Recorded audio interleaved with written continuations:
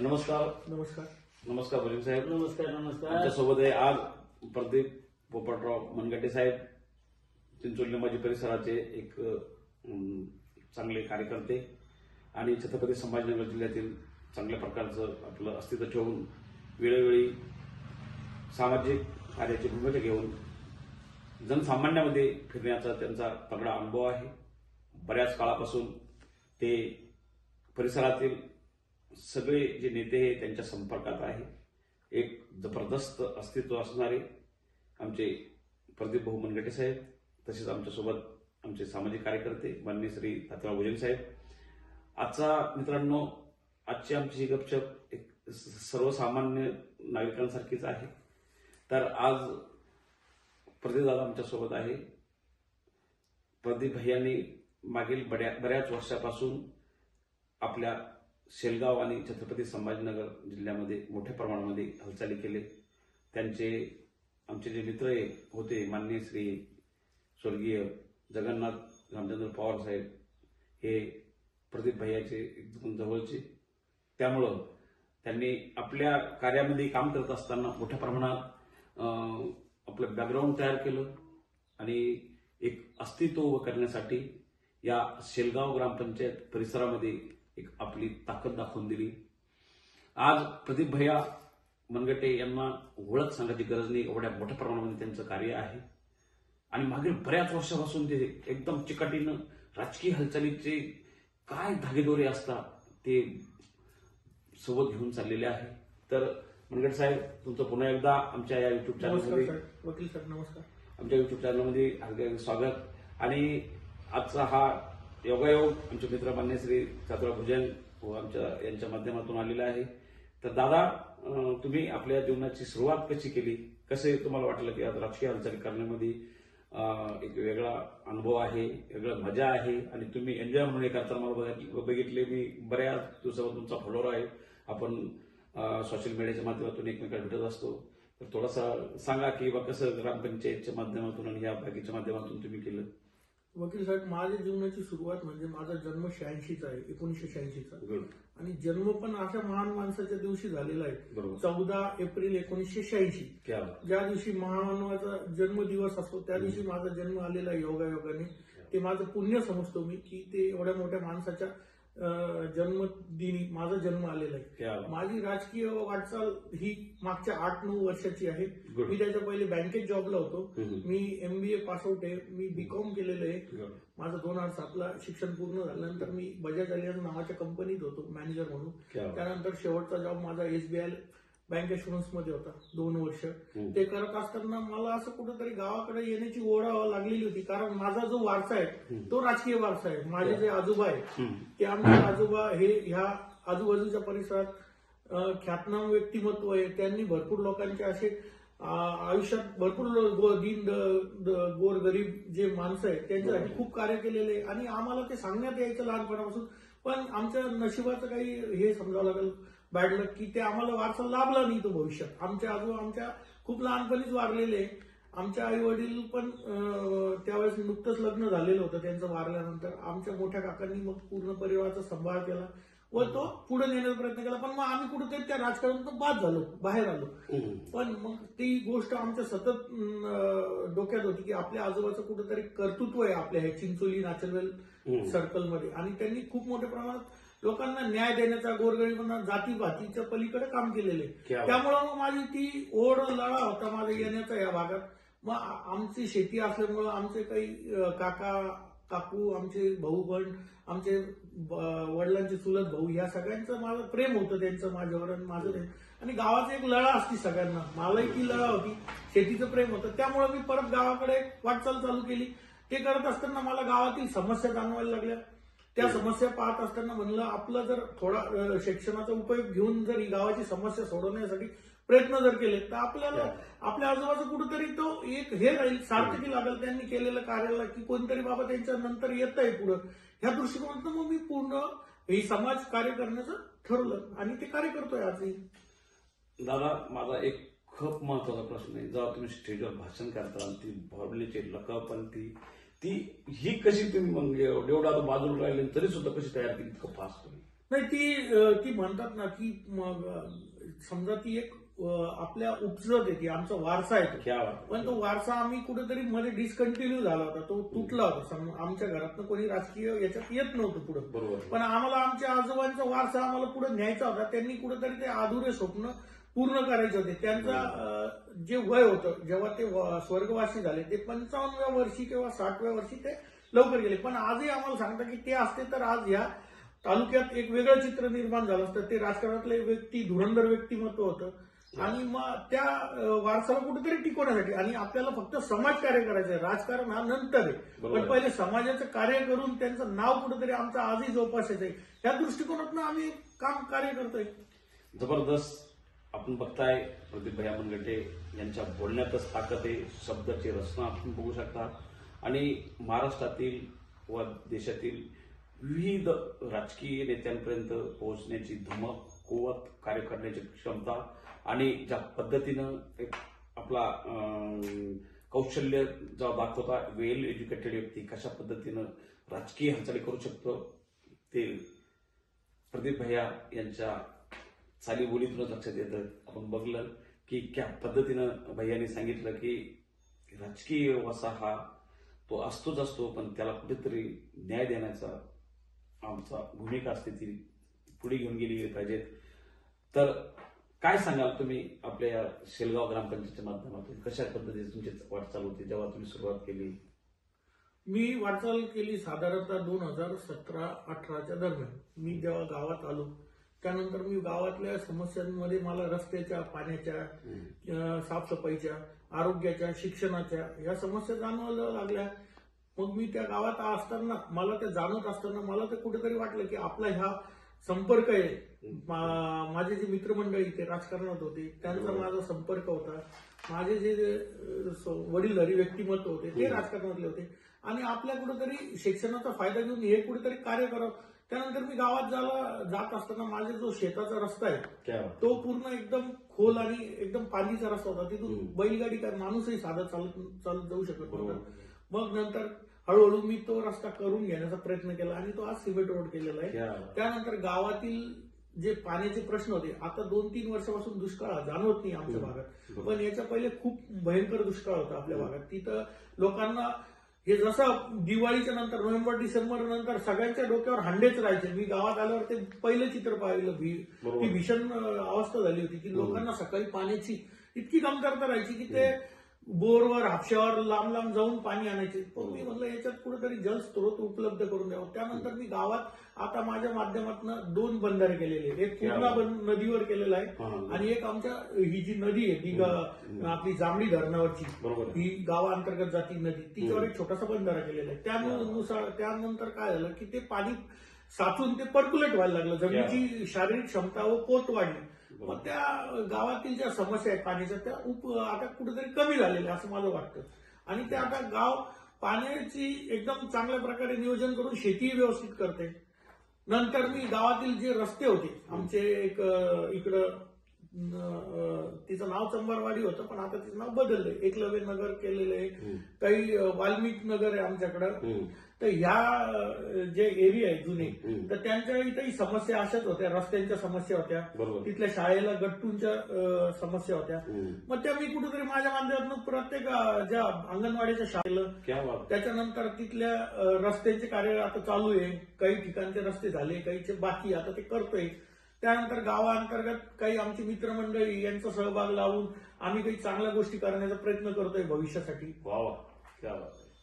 तर खूपच आपण बघू शकता मित्रांनो, सामाजिक भान ठेवून आपल्या गावातील वाड्या वस्त्यावर जर कुठेतरी काही करण्याची मानसिकता जर कधी असली तर ती प्रदीप भैया मनगटे यांच्याकडून शिकायला पाहिजे. तुम्ही कोणत्या परिसरात असेल, आमचा हा व्हिडिओ ऐकत असेल तर आमचे माननीय श्री प्रदीप भैया मनगटे साहेब यांना एक वेळेस नक्कीच भेटा आणि तुम्हाला कळेल विकास काय असतो आणि विकास कसा करून घ्यायचा असतो.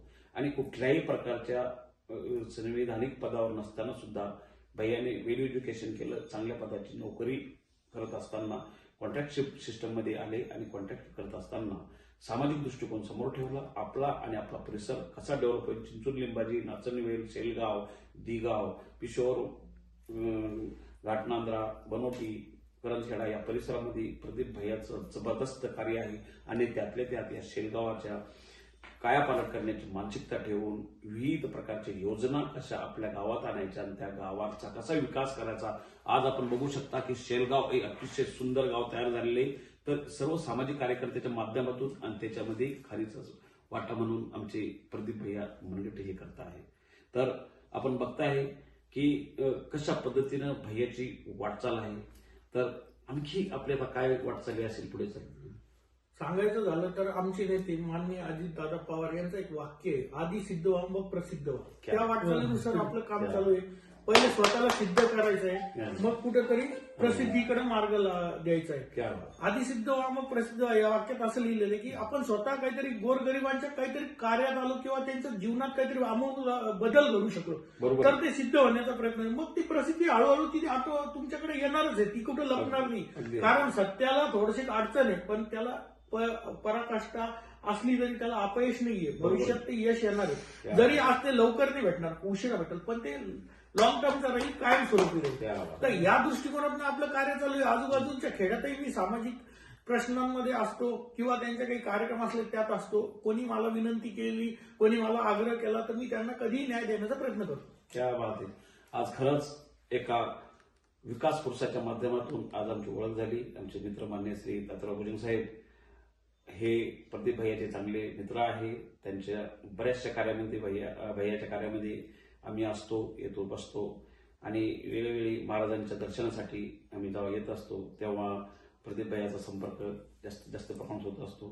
तर आज खरंच चांगला दिवस आहे आणि या चांगल्या दिवसात एक चांगल्या महापुरुषाशी आज आपल्या सर्वांसोबत संपर्क होऊ लागलेला आहे.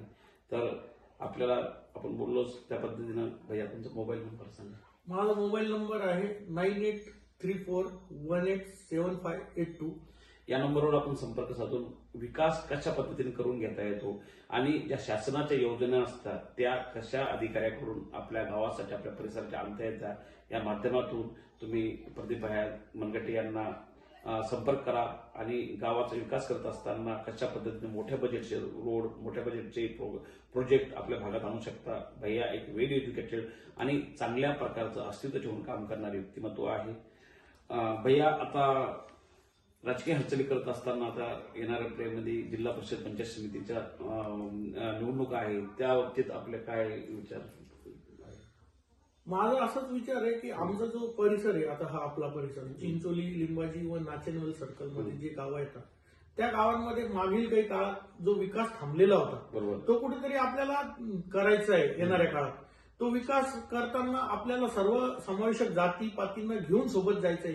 ज्यामध्ये आपल्याला आरोग्याचे विषय आहे, आपल्या भागातील आरोग्य सुविधा पुरवायच्या आहे जिल्हा परिषद यंत्रणेमार्फत. त्यानंतर सर्वात महत्वाचा विषय हा पानन रस्ते किंवा महत्वाचे रस्ते, जे की आपल्याला डांबर रस्ते, सिमेंट रस्ते आणि पानन रस्ते करायचे, जे की शेतकऱ्यांच्या जीवनात आमूलाग्र बदल घडवतील. त्यानंतर आपल्याला आपल्या आजूबाजूचा परिसर स्वच्छ कसा ठेवता येईल. हा चिंचोली झाला, नाचनवेल झाला, हे सर्व जे महत्वाचे गाव आहे हे स्वच्छ कसे राहतील आणि हे आदर्श गाव अजून कसे पुढे जातील. इथल्या स्थानिक राजकारण्यांनी ते खूप प्रकारे चांगल्या प्रकारे डेव्हलप तर केलेलंच आहे, पण अजून आपल्याला जिल्हा परिषद मार्फत त्यात जास्तीत जास्त निधी कसा उपलब्ध करून ते जास्तीत जास्त एकदम व्यवस्थित आणि वेल एज्युकेटेड, वेल डेव्हलप असे कसे होतील ते बघायचे. त्यानंतर जे आपल्या भागातील जे मोठे महान लोकनेते झाले किंवा हे झाले किंवा आपल्या भागात आज चिंचोली सारख्या ठिकाणी मोठा पुतळा उभारण्यात येतोय, त्याचं सुशोभीकरण करून तो भव्य दिव्य कसा होईल, असा आदर्श कसा होईल तो करायचा आहे. त्यानंतर डॉक्टर आपले जे महामानव आहे बाबासाहेब आंबेडकर यांचाही पुतळा आम्हाला आपल्या भागात बसवायचा आणि त्यांचा एक आदर्श येणाऱ्या काळात लोकांना निर्माण राहील, ती प्रेरणा देत राहील त्या पुतळ्यामार्फत. ते पुतळ्याचं कार्य असं नाही राहणार, तो करायचा म्हणून त्या पुतळ्याकडून कुठेतरी समाजात बदल घडेल, कोणीतरी त्यांचा आदर्श घेऊन पुढे वाटचाल करेल, यासाठी हे कार्य करायचे. त्यानंतर आपल्या भागातील जलसिंचनाचे जे प्रश्न आहेत, जे की जांभळी धरणात आज खूप मोठ्या प्रमाणात पाणी येतं, बरोबर, आणि नेवपूर धरणात खूप मोठ्या प्रमाणात पाणी येतं, पण मागील काळात नेवपूर धरणातच खूप मोठ्या प्रमाणात पाणी यायचं आणि जांभळीच्या धरणात येत नव्हतं. पण नेवपूर धरणाचं जे पाणी आहे ते पूर्ण नदीच्या थ्रू वाहून जायचं, पण ते कुठेतरी कॅनलद्वारे आणून ते जांभळीत हे करायचंय आम्हाला. आमचा तो प्रोजेक्ट आहे येणाऱ्या काळात. की नेवपूर मधलं जे ओव्हरफ्लोचं पाणी आपल्या भागात कधी कधी कमी वर्षवृष्टी होती बरोबर. आणि जांभळी धरणात त्या प्रमाणात पाणी उपलब्ध राहत नाही. बरोबर. पण नेवपूर धरणात जे वरच्या पट्ट्यात नागापूर करंजखेड साईडला जो मोठ्या प्रमाणात पाऊस पडतो, पण नेवपूर ओव्हरफ्लो झालं तर ते पूर्णाच्या थ्रू ते निघून जातं आणि आपल्या भागातल्या लोकांना ते पाण्याचा फायदा होत नाही. तर महत्वाचा प्रोजेक्ट काय की ते कॅनलद्वारे किंवा खालीहून जे टनल असतं, आता नवीन टेक्नॉलॉजी आलेली, तुम्ही बाबराच्या रोडनी येताना बघताल की पाईपलाईनद्वारे ते पाणी ओव्हरफ्लोचं पाणी आपल्याला जांभडीत आणायचं. जांभडीचं पाणी आपली जी जलवाहिनी, आमची जी नदी आहे जांभडीची, ती दहीगाव, वाकत, शेलगाव आणि दिगाव या परिसरातील भागातील शेतकऱ्यांना मोठ्या प्रमाणात फायदा देते आणि ते पाणी तिथून आणून मग हे पाण्याचं योग्य नियोजन करायचं एक आहे पुढील भविष्यात. त्यानंतर आपल्या इथील जे रस्ते, मोठे रस्ते, आता जो फुलंब्रीमधून सिमेंट रोड चालला, आमच्या शेलगाव मधून चाललाय का कुठून चालला तो माहिती, पण तो शेलगाव मधून चालला असला आणि ही मोठी बाजारपेठ तयार करून द्यायची सर्वसामान्यांसाठी. त्या बाजारपेठ चालू करत असताना इथं जास्तीत जास्त मोठे मोठे केंद्र आणायचे चांगल्या प्रकारे. आता समजा मागील काळात आमचे जे माननीय नेते नितीन पाटील साहेब यांच्या माध्यमातून आज आपली मका 1300 रुपयांनी भावानी चालली होती, तिचा भाव वाढतच नव्हता. पण साहेबांनी एक विचार केला शेतकऱ्यांसाठी की सीसीआय जी महाराष्ट्र शासनाची एक हे संस्था आहे, तिच्या मार्फत ती मका खरेदी केंद्र चालू केले. तिचा खरेदीचा भाव आता 2400 रुपये. त्यानंतर ऑटोमॅटिक मार्केटमधल्या व्यापाऱ्यांनी तो 1800 किंवा 1700 वर आणला तो भाव. तर अशा प्रकारे ते केंद्र कशी जास्तीत जास्त चालू होतील ना, कायमस्वरूपी चालू होतील, हे कार्य करायचंय. खूपच छान. आपण बघू शकता दादाने कशा पद्धतीनं मांडणी केली आणि काय आपल्याला विकासाचा कशा प्रकारे इथं मोठा विचार करायचा आहे. सांगायचं जर झालं तर आपला हा भाग देवस्थान भूमी म्हणून ओळखतो. आमच्या इथं एवढा महान आज संत होऊन आलेले जन्माला, जे की आमचे जे बाबा आहे 1008 महामंडलेश्वर, आज हे काही शेलगावपुरते मर्यादित नाही राहिलेले, ते जिल्ह्यात आणि राज्यात नावाजलेलं व्यक्तिमत्व आहे. त्या बाबाच्या कृपा दृष्टीने आज आमचं गाव हे पर्यटन क्षेत्रात ओळखलं जाऊ लागलंय आणि त्या पर्यटन क्षेत्राचा दर्जा खूप वेगळा आहे. त्या पर्यटन क्षेत्रासाठी काम करायचंय. ह्या गावात त्या पर्यटन क्षेत्रानुसार जी डेव्हलपमेंट आणायची, मोठे सभागृह किंवा मोठे मोठे मंगल कार्यालय, हे पर्यटन क्षेत्राला देणारे हे आहे खूप. आज जसं केळगावचं मंदिर आहे, त्याच्या आजूबाजूचा परिसर आहे, तसंच शेलगावचा परिसर बाबांच्या नावामुळे डेव्हलप होतोय आणि तो अजून जास्तीत जास्त डेव्हलप झाला पाहिजे. कारण शेलगाव हे तीर्थक्षेत्रामधलं मोठं गाव आहे आज या भागात, चिंचोलीमधलं. आणि हे गाव फक्त कन्नड तालुक्यापुरतं मर्यादित नाही राहिलं, ते मराठवाड्यात, विदर्भात, बुलढाणा साईड झालं आणि काही उत्तर महाराष्ट्रात नाशिक, जळगाव ह्या साईडला पण खूप फेमस गाव आहे. आमच्या बाबांच्या नावामुळे ते आज वलयास आलेले. तर त्याच्याही कुठेतरी एक जिल्हा परिषद मार्फत कार्य करून त्याला आणखीन कसं मोठं करता येईल ते काम करायचं येणाऱ्या काळात. म्हणजे थोडक्यात सांगायचं म्हणजे कशा पद्धतीनं शेलगावचा विकास झाला पाहिजे आणि ज्या पद्धतीनं सरकारच्या योजना आहेत त्या योजना आपल्या गावात कशा आणता येईल या माध्यमातून प्रदीप भैया मनगटे हे विचार करत आहे. आणि नक्कीच वैचारिक पातळी कधी स्ट्रॉंग ठेवली आणि ती जर कधी वरिष्ठांकडून त्यांच्या कोणत्या योजना आणून कधी आपल्या भागात राबवल्या तर नक्कीच विकास होऊ शकतो. आणि भैयाचं कार्य तेच आहे. येणाऱ्या काळामध्ये 100% मी या भागामध्ये कार्य करणार आहोत. पद हे नावापुरतं असेल, जिल्हा परिषद पंचायत समिती असो किंवा विधानसभा असो किंवा लोकसभा असो, हे नावापुरतं आहे. ज्याला काम करायचं आहे त्यांना कुठल्या प्रकारची पदाची कशाची अपेक्षा न ठेवता काम करताना मी बऱ्याच लोकांना बघितलं, बऱ्याच नेत्यांना बघितलं आणि ते विकास पुरुष ते एक चांगल्या प्रकारचं अस्तित्व आपल्या परिसराला देत असतात. त्यापैकी आमचे प्रदीप भैया मनगटे हे आहे. यांनी एक संकल्प केलेला आहे की माझा परिसर मी विकास करेन, माझ्या परिसराचा कसा विकास होईल, कसं डेव्हलपमेंट आणि त्याला या दृष्टिकोनातून प्रदीप भैया मनगटे हे विचार करत आहे. आजोबांच्या पासून राजकीय हालचाली घरात असल्यामुळं कुठेतरी भैयाला ती टच करून जात होतं की माझा वसा हा लोकांचा सेवा आहे, जनसेवा आहे, त्यातून मी माझं कार्य कसं करत राहील या दृष्टिकोनाने भैयाने कार्य केलं. तर भैया बरेचसे आपले प्रश्न झाले, तर मग आता काही छोटे मोठे प्रश्न बी आपण घेऊ. तर आपल्या परिवारात कसं, मी तुम्हाला मध्ये डिस्टर्ब करतोय. माझ्या आजोबांचं नाव होतं स्वर्गवासी भिकनराव राघोजी मनगटे. बरोबर आहे. मी त्यांचा नातू आहे. माझ्या वडिलांचं नाव आहे पोपटराव भिकनराव मनगटे आणि माझं नाव आहे प्रदीप पोपटराव मनगटे. कारण आजोबा तर म्हणतोय आपण, पण आजोबाचं नाव काय हे सांगितलं गेलं नाही माझ्याकडून. तर माझ्या आजोबांचं नाव होतं स्वर्गवासी भिकनराव राघोजी मनगटे. ते या गावचे सरपंच होते आणि ते कन्नड तालुक्यातले राजकारणी होते. नक्कीच घरामध्ये आता स्वर्गीय विक्रमराव राघोजी पाटील मनगटे यांचा वसा आणि त्यांच्या त्या वंश परंपरेनं आज आपले प्रदीप भैया मनगटे हे कार्यकर्ता आहे. त्यांच्या मनातून ज्या आतून जेव्हा फिलिंग तयार होती ना तेव्हा माणूस काम करायला लागतो. नक्कीच तुम्ही बघताय आज आम्ही या पांदी रस्त्यानं आणलो आणि या पांदी रस्त्याचं स्मिट रूपांतर यांनी केलेलं आहे. भैया ही संकल्पना तुम्हाला कशी सुचली? का असतं, पहिले तुम्ही गावाचा करता करता पहिले आपल्या घराचा विकास करावा लागतो आणि घराचा विकास केल्यावर ऑटोमॅटिक आपल्या परिसरातला विकास करण्याचा आपल्या डोक्यात येतात आणि परिसरातला झाल्यावर मग गावाचा झाल्यावर तिथल्या जिल्हा परिषद सर्कल त्याला आपण एरिया म्हणू, त्या सर्कलचा, मग तालुक्याचा, मग जिल्ह्याचा. हे कुठून शिकण्यात आलं? हे माननीय शरद पवार साहेबांकडून आलेली संकल्पना आहे. त्यांनी बारामती सुचवली. मग बारामती नंतर त्यांनी महाराष्ट्राचा एक दूरदृष्टिकोन मोठा करण्या आणि कसं विकासाकडे नेता येईल याचा विचार केला. मग राज्याकडून देशाकडे वाटचाल केली.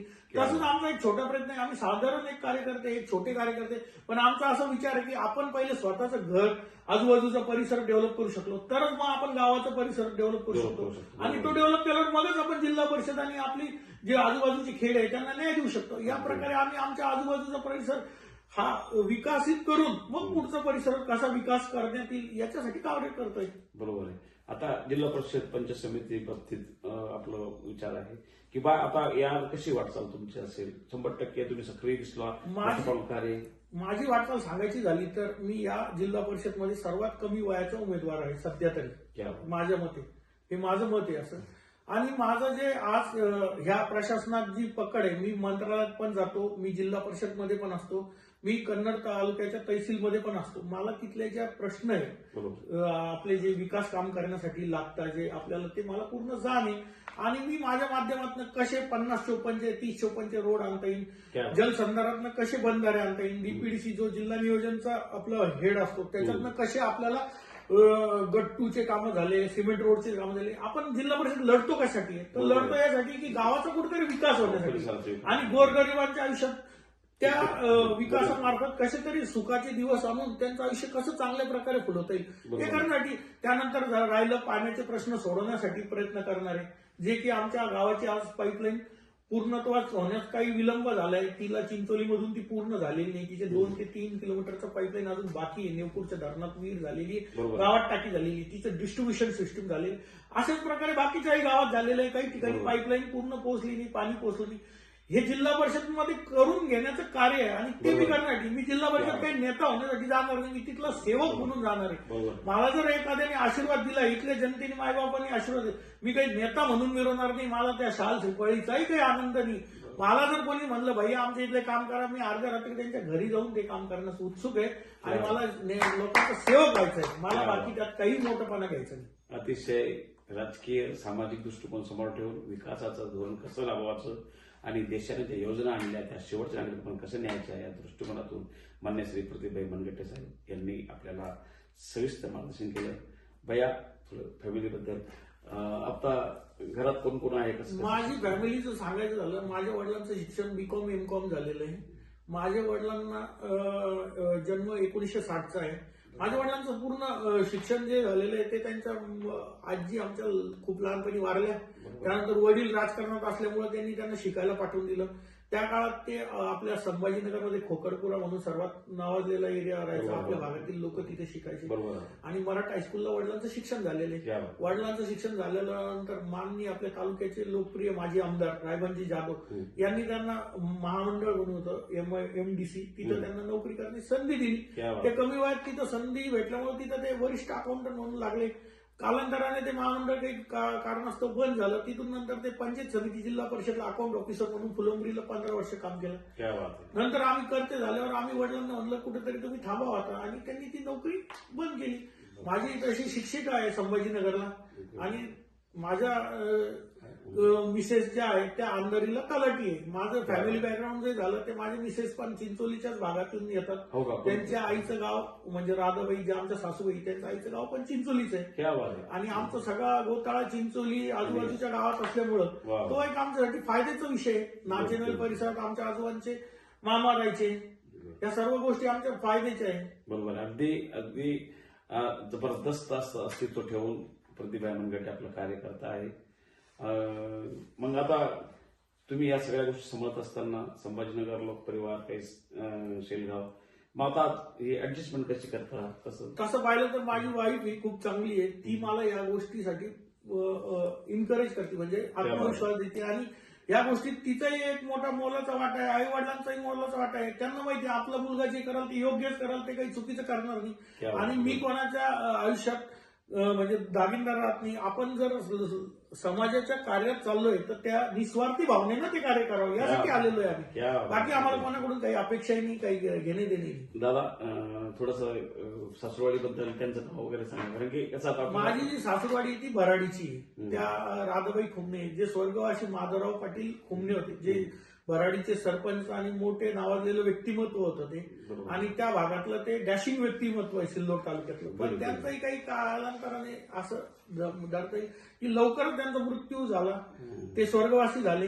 पण मग माझ्या सासूबाई डॅशिंग असल्यामुळे त्यांनी पुढे तुम्हाला परिवारातून हे सगळं करण्यास 100% सपोर्ट आहे. 100% सपोर्ट आहे. आणि माझा परिवार हा स्वावलंबी आहे, ते कोणाच्या भरोशावर नाही. ते स्वतः नोकऱ्या करणारे लोक आहेत, ते त्यांचं कार्य पाहता, मी माझं कार्य पाहतो. तर बघू शकता मित्रांनो आपण सर्व की हे बघा कुठेतरी जमेची बाजू घेऊन परिवाराला सोबत ठेवणं गरजेचं आहे. जेव्हा तुम्ही सामाजिक कार्य करता, राजकीय कार्य करता, जेव्हा कुठे तुम्ही व्यापार करता, सर्व्हिस करता, तर परिवार खूप महत्वाचा असतो. परिवाराशिवाय आपलं अस्तित्व नसतं. आणि त्या परिवाराचा जर काही सपोर्ट असता तुम्ही कोणत्याही क्षेत्रामध्ये पाऊल टाका, तुम्ही पाऊल टाकल्या सक्सेस भेटणार म्हणजे भेटणार, यात काही शंकाच नाही. जर तुम्ही मनात डाऊट ठेवलं तर मग तुम्हाला कधी सक्सेस भेटणार म्हणजे भेटणार, यात काही शंकाच नाही. जर तुम्ही मनात डाऊट ठेवलं तर मग तुम्हाला कधी सक्सेस भेटणार नाही. फक्त निस्वार्थीपणे सेवा करत राहायची. मग सर्व्हिस असो का व्यापार असो का समाजसेवा असो का राजकीय हालचाली असो का आणखी कुठल्या प्रकारचा तुमचा मोठा बिझनेस असो, या सगळ्या गोष्टी तुम्हाला एक घेऊन चालण्यासाठी. तर तुम्हाला आणखी आता आपले काही प्रश्न आहेत. ते प्रश्न म्हणजे भैया मग आता आपला मित्रवर्ग कसं मेंटेन करता? माझा मित्रवर्ग म्हणजे माझे सर्व नाते मित्रमंडळीच आहे. माझे जे मित्रवर्ग आहे, माझे जे गावातले मित्र आहे ते सर्व हुशार आणि माझी ग्रामपंचायत सदस्य राहिलेले किंवा माझे जे भाऊ आहे ते काही चांगल्या समाजकार्यात काम करतात. माझा जो चिंचोलीतला मित्रवर्ग आहे तो आमचा रामचंद्र बाबाच्या घरातनं वारसा लाभलेला आहे. त्या घराचं म्हणजे माझी जी सर्वात मोठी मामी आहे ती बाळाबाबा, जे आपले त्या भागातले परिसरातले मोठे लोकनेते झालेले, त्यांची मोठी मुलगी आहे. आणि बाबांचा आम्हाला आदर्श आहे त्या का. आणि मला सर्वात मोठं सांगायचं म्हणजे तुम्ही सर्वात पहिले नाव घेतलं स्वर्गवासी जगन्नाथ पवार साहेबांचं, ते आमचे खूप मोठे एक आधारस्तंभ होतं. आणि ते माणूस म्हणजे दिलदार मानाचा राजा माणूस होता.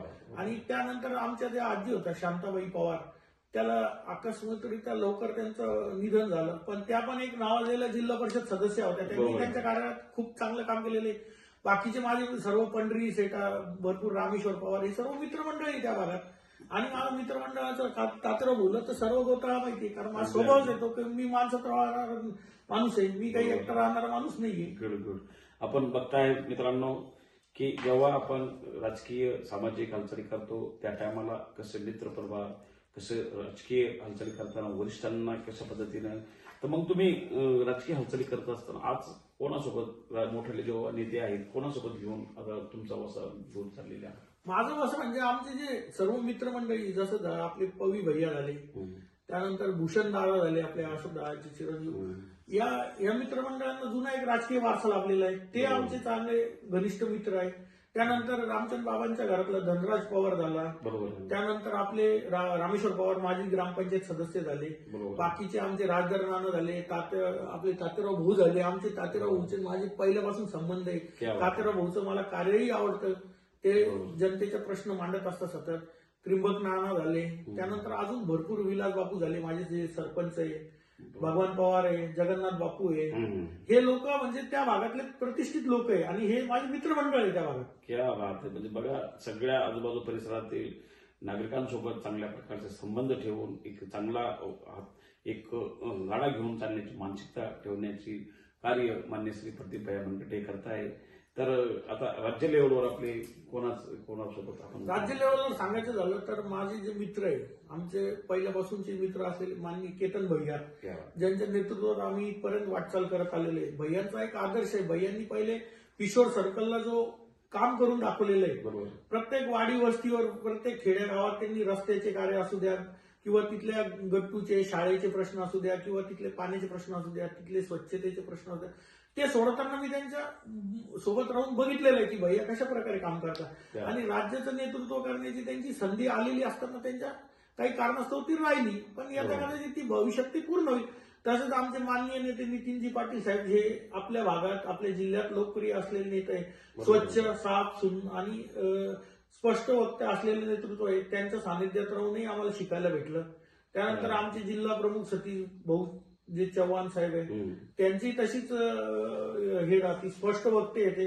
ते जे बोलतील नीटबीट बोलतील, करायचं असलं तर हो म्हणतील, नाही तरी हे आम्हाला अजितदादांपासून भेटलेला वारसा आहे. अजितदादांचं असं कोणाला झुलवत ठेवण्याचं काम नाही. होत असलं तर हो म्हणायचं, नसल होत तर नाही म्हणायचं. अशा प्रकारे आमचा काही संबंध आहे. जसे विलास बापू झाले, भुमरे साहेब झाले, यांच्या नेतृत्वात आपण वाटचाल करतोय.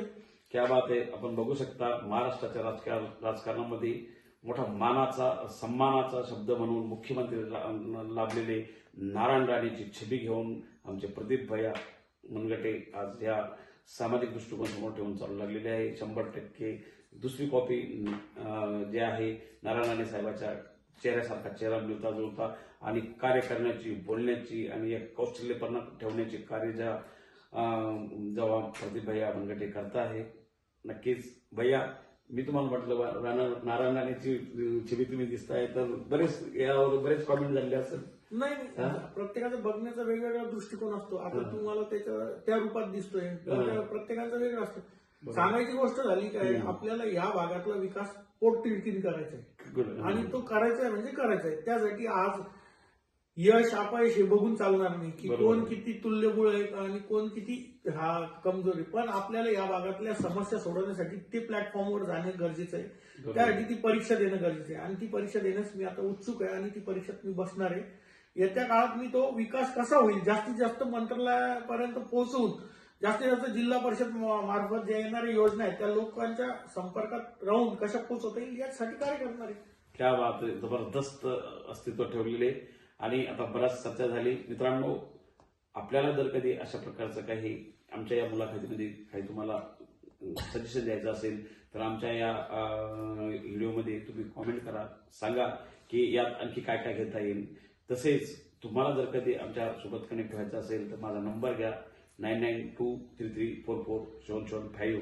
या नंबरवर तुम्ही संपर्क साधू शकता. आणि आणखी तुमच्याकडला जो हिरो आहे दबलेला, त्याला वाचा फोडण्यासाठी, तुमच्या सुद्धा विचार नागरिकांपर्यंत पोहोचण्यासाठी आम्ही तुमच्यापर्यंत येऊ आणि तुम्हाला सुद्धा त्याच पद्धतीने जसं आज प्रतिभा मनगटे यांनी एक जबरदस्त आपले आजोबा स्वर्गीय भिकानरावजी पाटील मनगटे यांचा वसा घेऊन आज चांगल्या प्रकारचं काम हे करू लागलेले आहे. आणि आज यांच्या कार्याला कुठल्याही प्रकारची तुलना करता येत नाही. एक जबरदस्त अस्तित्व आणि महाराष्ट्रीयन शैलीमध्ये त्यांनी ज्या पद्धतीनं आपल्याला समजावून सांगितलं तर नेता असावा या पद्धतीनं माननीय श्री प्रदीपभाई मनगटे यांच्या बोलण्यातून जाणवू लागलेले आहे. प्रचंड अनुभव आणि चांगले जे नेतृत्व आहे त्यांच्या सहवासात राहून योजना कशा आपल्या भागात आणायच्या, चांगले कार्य कशा आणायचं असं करून दाखवलं.